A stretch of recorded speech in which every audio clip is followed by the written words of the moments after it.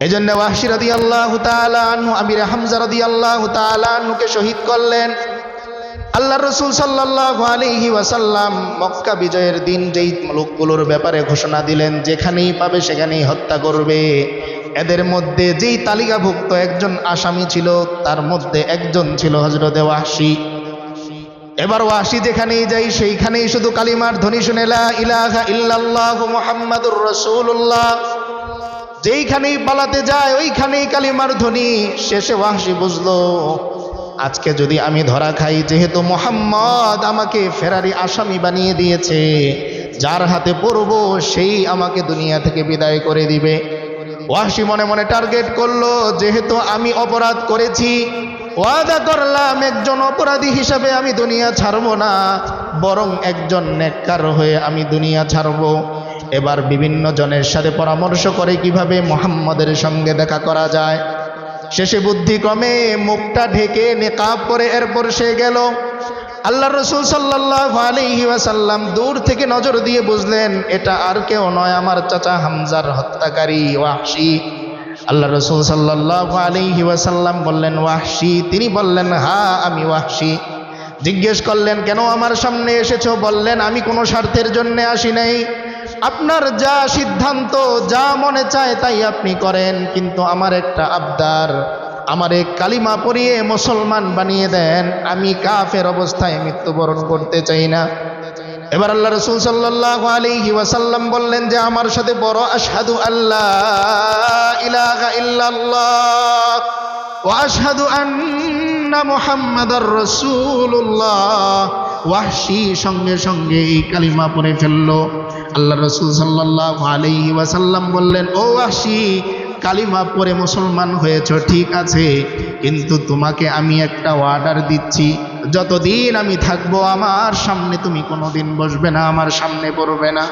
ওয়াহশী এবার কান্না শুরু করে দিল, যেই রাসূলের প্রতি ঈমান আনলাম, যেই রাসূলের মাধ্যমে আমি আমার রবকে চিনলাম, আমার আল্লাহকে আমি চিনলাম, ওই নবীর সামনে আসতে পারবো না, তাহলে ঈমান এনে লাভ কি? আল্লাহ রাসূল সাল্লাল্লাহু আলাইহি ওয়াসাল্লাম আবারও বললেন ওয়াহশী তুমি আমার সামনে পড়বে না, কারণ যতবার তুমি আমার সামনে পড়বে আমি আর চাচার ওই খণ্ড বিখণ্ড লাশের চিত্রটা আমার সামনে আসবে, আর এই কষ্ট যদি তোমার উপর হয় তুমি ওয়াহশীর জন্য এটা ক্ষতিকর হবে। এবার ওয়াহশী সামনে থেকে চলে গেলেন। মনে মনে ঠিক করলেন যেহেতু আল্লাহর রাসূল সাল্লাল্লাহু আলাইহি ওয়াসাল্লাম চান না সামনে যাই, আর সামনে যাব না। তখন থেকে আল্লাহর রাসূল সাল্লাল্লাহু আলাইহি ওয়াসাল্লাম যুদ্ধে যান। ওয়াহশী গাছের আড়ালে দাঁড়িয়ে দাঁড়িয়ে কাঁদে, আর পিছন থেকে আল্লাহর রাসূল সাল্লাল্লাহু আলাইহি ওয়াসাল্লামকে দেখে। যুদ্ধ থেকে ফেরার পর সমস্ত সাহাবীরা যে মুসাফা করে, বুকের মধ্যে বুক লাগায়, ওয়াহশী দূর থেকে কান্না করে আর বলে ওগো আল্লাহ, এমন একটা দিন কি আমি ওয়াহশীর আসবে না যেই দিন আমিও তোমার হাবিবের সাথে হাতটা মিলাবো, তার বুকের সাথে বুক আমি মিলাবো। এইভাবে দিন পার হয়ে যায়। ওয়াহশী আড়াল থেকে দূর থেকে লুকিয়ে লুকিয়ে আল্লাহর রাসূল সাল্লাল্লাহু আলাইহি ওয়াসাল্লামকে দেখে। এরপর একদিন নামাজ পড়ে মোনাজাতের মধ্যে বলে ওগো আল্লাহ, যেই বর্ষা দিয়ে আমি আমির হামজাকে শহীদ করেছি, তুমি আমাকে তৌফিক দিও ওই বর্ষা দিয়ে যেন ইসলামের একজন বড় শত্রুকে আমি বিদায় করতে পারি। এভাবে দূরত্ব থাকতে থাকতেই রাসূল করিম সাল্লাল্লাহু আলাইহি ওয়াসাল্লাম একদিন বিদায় হয়ে গেলেন। ওয়াহশী খবর পেলেন আল্লাহর রাসূল সাল্লাল্লাহু আলাইহি ওয়াসাল্লাম বিদায় হয়ে গেছে। ওয়াহশী কান্না শুরু করে দিল, আহারে, যেই রাসূলের হাত ধরে ঈমান আনলাম, কালিমা পড়লাম, ওই রাসূলের সাথে তো আমার আর কথা হলো না, তিনি দুনিয়া থেকে বিদায় হয়ে গেলেন। আজকে থেকে আমি ওয়াহশী লুকিয়ে লুকিয়ে যেই রাসূলকে দেখতাম, আজকে থেকে লুকিয়ে লুকিয়ে দেখার সুযোগটাও তো আমার জন্য শেষ হয়ে গেল। এবার পরবর্তীতে একজন মিথ্যা নবুয়াতের দাবিদার মুসাইলামাতুল কাজ্জাব হঠাৎ করে নবুয়াতের দাবি করলো।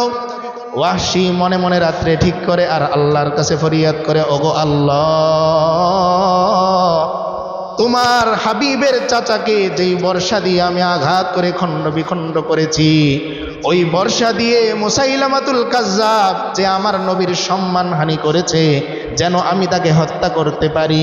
আল্লাহ তাআলা তার দোয়া কবুল করে নিলেন। তার ওই বর্ষা দিয়ে মুসাইলামাতুল কাজ্জাবকে তিনি দুনিয়া থেকে বিদায় করে দিলেন। এবার রাত্রেবেলা যখন ঘুমান, ঘুমের মধ্যে দেখেন আল্লাহর রসুল সাল্লাল্লাহু আলাইহি ওয়াসাল্লাম ডাকেন, বলেন ও ওয়াহশী আসো আসো, যতদিন পর্যন্ত আমি ছিলাম তোমার সাথে আমার কথা হয় নাই, তোমার সাথে আমার মুসাফা হয় নাই, আজকে থেকে আমি নবী তোমার উপর সন্তুষ্ট হয়ে গেলাম, আসো তোমার সঙ্গে আমার বুকটা একটু মিলাই, হাতের সাথে হাত মিলাই।